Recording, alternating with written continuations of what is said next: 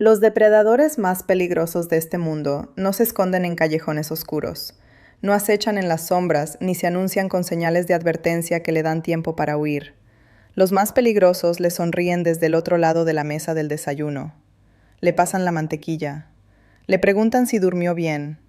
Se sientan a su lado en el médico y le toman la mano y dicen todas las cosas correctas, y usted se siente, en esos momentos, genuinamente amada, genuinamente segura, genuinamente rodeada de personas que nunca le desearían ningún mal. Y a veces ese sentimiento es lo más letal de todo. Hoy quiero contarles la historia de Elena Mercado, una mujer que vivía, según cualquier medida externa, la vida que las personas pasan toda su existencia intentando construir. Y la historia de la mañana en que miró al otro lado de una mesa de cocina y vio, en el espacio de un solo segundo desprotegido, la verdad que había estado allí desde el principio, y lo que hizo con ella. Permítame comenzar por la versión de la vida de Elena en la que ella creía, porque esa versión importa. Importa porque la brecha entre la vida que creía tener y la vida que realmente tenía es la arquitectura de todo lo que sigue. Elena tenía 34 años y había entrado al matrimonio con lo que los abogados de su familia siempre habían llamado, en el lenguaje de la planificación patrimonial, un fideicomiso sustancial. Su abuelo había construido una empresa inmobiliaria en el norte de México durante 40 años. El tipo de empresa que comienza como la determinación de un solo hombre y termina como el legado duradero de una familia. Y cuando murió, había dejado la mayor parte en un fideicomiso que pasaría a Elena el día de su 35º cumpleaños. El valor de ese fideicomiso, en el momento en que comienza esta historia, superaba los 11 millones de dólares. Ella no había construido esa riqueza, simplemente había nacido en una familia que sí lo había hecho, y la llevaba con esa combinación particular de gratitud y ligera incomodidad que las personas sienten a veces respecto a las cosas heredadas. Consciente de la suerte involucrada, consciente de la responsabilidad, poco inclinada a hacerla el centro de su identidad. Trabajaba. Había pasado sus últimos años en la veintena y principios de la treintena construyendo un pequeño despacho de diseño de interiores que era genuinamente suyo, que pagaba sus propias facturas, que no tenía nada que ver con la empresa de su abuelo ni con el nombre de su familia. Eso le importaba. El trabajo le importaba de una manera específica que el fideicomiso nunca había tenido del todo. Había conocido a David 4 años antes en una subasta benéfica. Era apuesto de la manera confiable de los hombres que siempre han sido apuestos, e incorporado ese hecho en la forma en que se mueven por el mundo. Financieramente cómodo, gracias a su propia carrera en bienes raíces comerciales, fácil y encantador en la conversación. La había cortejado con una constancia que ella encontraba, en ese momento, romántica. En retrospectiva entendería que era otra cosa. Pero en ese momento se sentía como ser elegida, y ser elegida por alguien como David se sentía como la confirmación de algo que no había sabido que necesitaba confirmar. Se casaron 2 años después de conocerse. Fue una boda bonita, el tipo donde las fotografías son fáciles porque los sujetos están genuinamente felices. Elena estaba genuinamente feliz. No tenía razón para no estarlo. Margarita entró en la vida de Elena como la suegra que, si la describiera a alguien, parecería casi demasiado buena para ser verdad. Cálida, atenta, el tipo de mujer que recuerda las cosas. El nombre de la compañera de cuarto de Elena en la universidad. El sabor exacto del pastel de cumpleaños que Elena había mencionado preferir. La manera en que Elena tomaba su café. Tenía el don de hacerle sentir atendida, lo cual parece amor y a veces lo es. Y a veces es algo completamente diferente. Y la diferencia entre los dos es muy difícil de detectar desde adentro. Cuando Elena descubrió que estaba embarazada, con 11 semanas, un martes por la mañana en octubre, la prueba en el borde del lavabo, sus manos no del todo estables. La primera persona que llamó, antes que a su madre, antes que a su amiga más cercana, fue David. Y la respuesta de David fue todo lo que hubiera podido esperar. La alegría en su voz era real, o parecía real, y se aferró a eso durante mucho tiempo después. Margarita se mudó la semana siguiente. Se presentó como ayuda, como lo natural, como lo que hacen las familias. Cocinaría, dijo. Se encargaría de parte de la gestión del hogar mientras Elena navegaba las primeras semanas del embarazo. Estaría ahí. Y estaba ahí. Estaba constante, cálida, atentamente ahí. El té comenzó en la segunda semana. Llegaba cada mañana con una calidad de ceremonia que Margarita otorgaba a las cosas que consideraba importantes. Una taza particular, siempre la misma, blanca con pequeñas flores azules en el borde, llena de algo de color oscuro que llevaba un aroma que Elena encontraba difícil de describir. No desagradable, exactamente, pero distintivo. Herbal de una manera que era más medicinal que agradable. Margarita lo llamaba una receta familiar, algo transmitido de generación en generación, algo que cada mujer de su familia había bebido durante cada embarazo. Era para el bebé, decía, era para la fortaleza, era la vieja manera de hacer las cosas, antes de que las vitaminas vinieran en frascos y los médicos le dijeran cómo debería saber todo. Elena lo bebía. Por supuesto que lo bebía. Estaba embarazada y levemente ansiosa y rodeada de personas que se presentaban como atentas, y el té se ofrecía con tal calidez genuinamente maternal, tal amor consistente, que rechazarlo hubiera parecido un pequeño rechazo de todo eso. Lo bebía porque eso es lo que hacen las personas cuando están en el proceso de confiar en alguien. Aceptan la taza. La enfermedad comenzó en la tercera semana. No la enfermedad ordinaria del embarazo temprano, que Elena ya había experimentado y para la que ya había hecho sus acomodos. Esta era diferente en calidad, más grave, más persistente, llegando no en las olas predecibles que la mayoría de las mujeres embarazadas navegan, sino en un deterioro constante y agotador que la dejaba exhausta de una manera que el sueño no resolvía. Su médico lo atribuía a un primer trimestre difícil. Elena lo atribuía a un primer trimestre difícil. No había nada, en ese punto, que apuntara a ningún otro lugar. Pero el cuerpo sabe cosas antes de que lo haga la mente. Lleva su propia contabilidad, realiza sus propios diagnósticos, envía señales que la mente consciente no siempre está dispuesta a recibir. Y el cuerpo de Elena había estado enviando señales durante semanas, pequeñas comunicaciones insistentes que ella interpretaba a través del marco del embarazo y ajustaba en consecuencia, cuando en realidad estaban comunicando algo completamente diferente. Era un martes por la mañana en noviembre. Estaba en la cocina, la taza de té frente a ella, Margarita moviéndose eficientemente en el espacio detrás de ella. David estaba en el mostrador revisando su teléfono. Era una mañana ordinaria en todos los aspectos visibles. Y luego Margarita le dijo algo a David. Elena no captó las palabras, solo el tono. Y David levantó los ojos del teléfono, y algo pasó entre sus rostros. No tenía mejor palabra para ello que frío. No el frío de una relación difícil o un hogar tenso, sino el frío de algo deliberado, de algo compartido, de algo que había existido mucho antes de esta mañana y existiría después de ella. Duró menos de 2 segundos. Y luego Margarita estaba de nuevo cálida, y David estaba de nuevo cálido, y la mañana era de nuevo ordinaria. Pero Elena lo había visto. No reaccionó. Esta es la parte de la historia que encuentro, en retrospectiva, la más notable. No lo que encontró, no lo que hizo al respecto, sino la calidad de su respuesta en ese momento. No entró en pánico, no confrontó. Miró la taza de té frente a ella, y miró la ventana, y no bebió el té.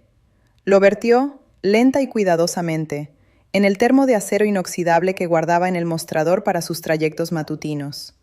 Hizo esto mientras hacía un comentario sobre necesitar prepararse, sobre estar atrasada en el programa. Cerró el termo, sonrió. Besó a David en la mejilla y le dijo a Margarita que el té olía maravillosamente bien como siempre, y subió. No sabía en ese momento qué iba a encontrar. Solo sabía que algo había atravesado esa cocina como una corriente fría, y que estaba embarazada, y que el instinto que operaba en ella no era el instinto de una mujer asustada, sino el instinto de algo más antiguo y más fundamental que el miedo. El instinto de una madre protegiendo lo que es suyo. Llevó el termo a un laboratorio médico independiente a la mañana siguiente, diciéndole a David que tenía una consulta con un cliente de diseño. Dejó la muestra y pagó por un análisis acelerado. Condujo a casa, preparó la cena. Se sentó a la mesa con su marido y su suegra, y estuvo cálida y estuvo presente, y no delató nada. El laboratorio llamó a su teléfono celular un jueves por la tarde, mientras David estaba en el trabajo y Margarita en el jardín. Se sentó en el coche en el camino de entrada para tomar la llamada, porque entendió que no debería estar dentro de la casa para lo que estaba a punto de escuchar. La mujer del laboratorio era profesional y calmada, y muy específica. La muestra contenía concentraciones identificables de 2 sustancias. La primera era pennyroyal, un compuesto de origen vegetal con una larga historia documentada de uso para inducir abortos espontáneos, tóxico para el feto en desarrollo en las concentraciones presentes. La segunda era un compuesto asociado con toxicidad hepática y renal acumulativa en adultos, cuyos efectos no serían agudos, sino que se acumularían con el tiempo, dependiendo el cronograma de la dosis y la frecuencia.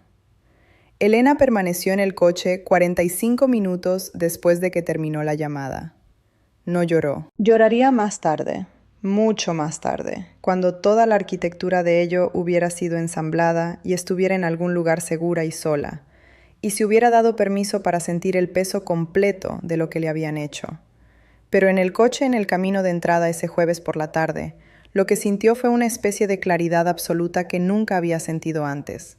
La claridad específica y terrible de entender exactamente lo que le está pasando y exactamente quién lo está haciendo. Entró. Margarita estaba haciendo té. Elena le agradeció y dijo que iba a descansar. Esa noche, después de que David se quedara dormido, abrió su computadora portátil. Había sabido su contraseña durante 3 años. La había configurado para él una vez cuando la había olvidado, y él nunca la había cambiado, porque las personas que confían en sus engaños no siempre prestan atención a su seguridad operacional. La carpeta de correo electrónico no estaba oculta. Los mensajes se remontaban 14 meses atrás. El nombre de la mujer era Cristina. Tenía 31 años y trabajaba en una firma de administración de propiedades en el mismo mundo profesional que David ocupaba, y los mensajes entre ellos eran extensos y detallados y cubrían mucho terreno.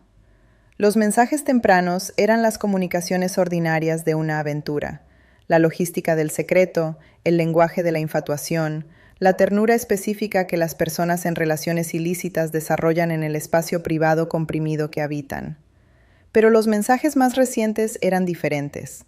Eran diferentes porque no eran sobre amor o deseo o las complicaciones de una aventura en curso. Eran sobre dinero. Eran sobre el fideicomiso de Elena, que se transferiría el día de su 35º cumpleaños, a 4 meses de distancia. Eran sobre el hecho de que un divorcio disputado, iniciado antes de esa fecha de transferencia, sería complicado y costoso, e incierto en su resultado. Eran sobre el bebé, que era descrito en términos con los que Elena se quedó sentada durante mucho tiempo en la oscuridad, términos que llevará el resto de su vida. Y eran sobre Margarita, quien aparentemente había sido la arquitecta del té, que tenía conocimiento de ciertas preparaciones herbales tradicionales, que había introducido la idea, que había sido el instrumento práctico de lo que habían decidido colectivamente que era el camino más eficiente hacia el resultado que querían. El resultado que querían era que Elena perdiera al bebé, que la salud de Elena se deteriorara lo suficientemente despacio como para ser atribuida a otras causas, y que David fuera el viudo afligido en posesión de un fideicomiso de $11 millones. Elena cerró la computadora, caminó al baño, dejó correr el agua y permaneció un momento en el lavabo, mirando el rostro en el espejo, y tomó una decisión sobre quién iba a ser ese rostro para lo que vendría después. No confrontó a David, no confrontó a Margarita, no llamó a nadie esa noche, ni al día siguiente, ni al otro. Continuó bebiendo el té, o pareciéndolo, que es una cosa diferente, porque desde la mañana después de la llamada telefónica, había estado vertiéndolo en el termo y desechándolo en una gasolinera a 2 kilómetros de la casa. Se sentó a la mesa y sonrió, y fue la Elena que David y Margarita esperaban que fuera. Y detrás de ese rostro estaba construyendo algo completamente diferente. Llamó a una abogada un lunes por la mañana desde una cafetería del centro. No los abogados del patrimonio familiar, que conocían a David y cuyo primer instinto podría ser manejar la situación. Una abogada diferente. Una mujer que había pasado 20 años en derecho de familia, con una especialización en fraude financiero dentro del matrimonio, que tenía una reputación que no era cálida, pero era muy efectiva, y quien, cuando Elena expuso lo que tenía en una reunión de 2 horas, se volvió muy quieta y muy precisa y dijo: «Necesitamos actuar cuidadosa y completamente». Contrató una agencia de investigación privada la misma semana. Tenían experiencia con exactamente esta categoría de situación y llegaron con protocolos de documentación que Elena encontró tranquilizadores en su minuciosidad. Las cámaras ocultas eran pequeñas e inadvertidas y tardaron 3 días en instalarse de maneras que requerían que Elena tuviera a Margarita y David fuera de la casa durante ventanas de tiempo específicas, lo cual logró fabricando citas y recados. Comenzó a planificar la fiesta. Se presentó a David y Margarita y a todos en su mundo social como una revelación de género. Elena siempre había querido algo significativo para este momento, dijo. Algo que reuniera a las personas que amaban. David estaba a favor, como David siempre estaba a favor de los gestos visibles de vida familiar que no le costaban nada y creaban la impresión pública de un matrimonio feliz. Margarita ayudó con la lista de invitados. Elena invitó a todos, la familia extendida de David, sus colegas profesionales, las personas de su círculo social que habían asistido a su boda y sus cenas, y las diversas representaciones de su vida en común durante 4 años. También organizó una empresa de catering para manejar la comida y el servicio. Tenía ciertos requisitos específicos sobre el personal. La fiesta era un sábado de diciembre. La finca lucía exactamente como debería verse una celebración exitosa y alegre.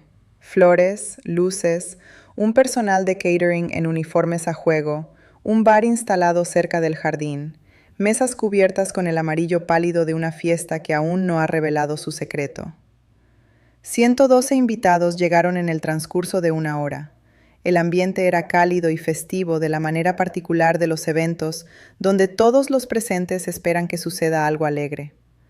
Elena se movió a través de todo con la facilidad de alguien que ha estado preparándose durante semanas para un momento específico y ha hecho las paces con lo que va a requerir. Saludó a las personas. Aceptó felicitaciones por el embarazo. Se paró con David en el área de recepción y sonrió a sus colegas y a su tía que había viajado desde otra ciudad y a las diversas personas que componían la superficie pública de su vida. Y David era encantador y atento y todo lo que siempre era en público. Y Margarita estaba cálida y orgullosa en el fondo. Y era, para cualquiera que mirara, una tarde perfecta. La mesa en el centro del jardín sostenía el pastel.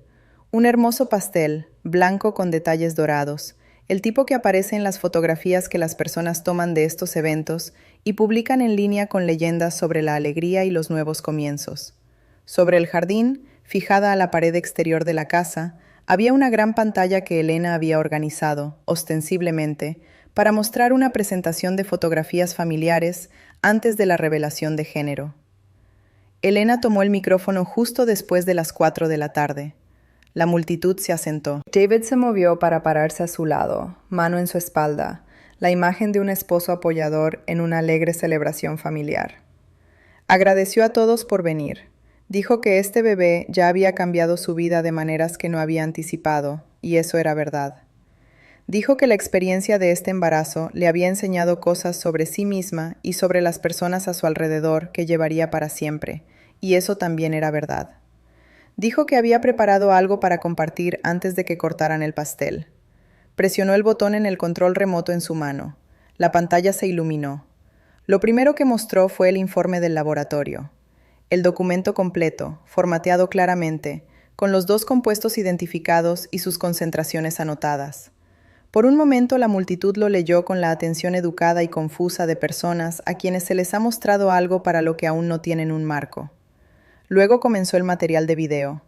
No era largo. 8 minutos de video de la cocina de la casa, mostrando a Margarita en el mostrador en 3 mañanas separadas, añadiendo sustancias al té que se preparaba para Elena, añadiéndolas con la eficiencia practicada de alguien que había hecho esto muchas veces antes, que sabía exactamente cuánto y en qué punto del proceso de preparación, y cómo asegurarse de que la taza estuviera lista cuando Elena bajara. La multitud estaba muy silenciosa. La parte final de la pantalla mostraba los mensajes. No todos, había demasiados, y Elena había seleccionado cuidadosamente, trabajando con su abogada para identificar los que eran más claros en su intención y más inequívocos en lo que establecían. Los que discutían al bebé, los que calculaban el fideicomiso, los que reconocían y coordinaban el papel de Margarita, los que, tomados en conjunto, no dejaban espacio para la interpretación de que esto fuera otra cosa que lo que era. David estaba parado a su lado cuando comenzó. Lo sintió congelarse, la quietud particular de un hombre cuyo cerebro procesa opciones más rápido de lo que su rostro puede mantener su expresión. Margarita estaba cerca de la parte trasera de la multitud. Elena había anotado su posición antes. La multitud ya no estaba silenciosa. Era el sonido de personas absorbiendo algo que no encaja en sus categorías. El sonido de una situación social reorganizándose alrededor de una realidad que nadie de los presentes había llegado esperando. Algunas personas se alejaron de David y Margarita en la gramática física instintiva de la disociación. Algunas personas miraron a Elena con una expresión que ella reconoció, desde el otro lado del jardín, como algo cercano a la admiración. David extendió el brazo hacia Elena. Ella se apartó sin mirarlo. Margarita comenzó a moverse hacia la entrada lateral del jardín, el movimiento de alguien que ha identificado una salida. Los agentes de policía habían estado esperando en la entrada de la propiedad desde las 3:30. 2 oficiales de civil que habían recibido la semana anterior un paquete completo de evidencias preparado por la abogada de Elena en coordinación con la agencia de investigación. El informe del laboratorio, el material de video, las comunicaciones y un relato escrito detallado del cronograma y la metodología, todo organizado con la precisión de alguien que había entendido desde el principio que este momento necesitaba ser inequívoco. Entraron por la puerta del jardín a las 4:14. David y Margarita fueron arrestados en la fiesta de revelación de género de Elena, frente a 112 personas, un sábado por la tarde en diciembre. Los cargos incluían conspiración para causar un aborto espontáneo, envenenamiento y conspiración para cometer fraude en relación con el fideicomiso. La evidencia era minuciosa. Sus abogados pasarían los meses siguientes haciendo lo que hacen los abogados con evidencia minuciosa, buscando los lugares donde podría ser más delgada y encontrando muy pocos. El divorcio se completó 8 meses después. La abogada de Elena había presentado la solicitud de divorcio la mañana de la fiesta, los papeles entregados como parte de una secuencia coordinada que dejó a David en una posición donde los procedimientos legales y la investigación criminal eran simultáneos y se reforzaban mutuamente. El acuerdo financiero, dada la fraude documentado y la naturaleza de la conspiración, no era una división negociada de los activos matrimoniales, era una liquidación de cuentas. Elena se fue con lo que era suyo, todo. El bebé nació la primavera siguiente, sano, 2 semanas antes de tiempo, en un hospital donde Elena tenía todo el piso para ella sola y cada médico que había pedido, y su madre a su lado y su amiga más cercana. Y ninguna de las personas que habían pasado meses intentando evitar este momento en ningún lugar cercano. Le puso a su hija un nombre que significa protegida. No les diré el nombre exacto, porque algunas cosas pertenecen a las personas en la historia y no a las personas que la escuchan. Quiero decir algo antes de dejarles con esto. Hay una versión de la historia de la traición que termina con la persona traicionada disminuida, más pequeña de lo que era antes, más asustada, más cautelosa, con una cicatriz permanente en el lugar donde estaba la confianza. Esa versión es real, esa versión sucede, y sería deshonesto contar la otra versión sin reconocer que ésta existe. Pero también hay una versión donde sucede algo diferente, donde la traición, en lugar de disminuir a la persona que estaba destinada a destruir, hace algo que las personas que la planearon nunca calcularon. Donde la persona que se suponía debía ser debilitada por lo que le hicieron, es en cambio clarificada por ello. donde el esfuerzo por reducir a alguien a nada, en cambio, elimina todo lo que no era esencial y deja atrás algo que es muy duro, muy claro y muy difícil de amenazar. Elena no se volvió más dura después de lo que le pasó, se volvió más precisa, más deliberada, más consciente del peso específico de la confianza y lo que cuesta y lo que vale. Era una buena persona antes de la cocina y el té, y la mirada fría al otro lado de la mesa. Siguió siendo una buena persona después, pero era un tipo diferente de buena, el tipo que ha sido probado y sabe de qué está hecho, y ya no necesita preguntárselo. Las personas que intentaron deshacerla están en prisión. La niña cuya existencia intentaron impedir está viva. El dinero que intentaron tomar está intacto. Y Elena está criando a su hija en una casa donde el té es hecho por sus propias manos, en una taza que ella ha elegido, con ingredientes que ella misma ha seleccionado. La verdadera fortaleza no es la ausencia de vulnerabilidad, no es la negativa a confiar, ni la armadura de nunca dejar a nadie lo suficientemente cerca como para hacerle daño. La verdadera fortaleza es lo que queda cuando alguien ha hecho su peor contra usted y no fue suficiente. Es el momento en el camino de entrada, cuando está sentada en el coche con el teléfono en la mano y decide, con claridad absoluta, lo que sucede después.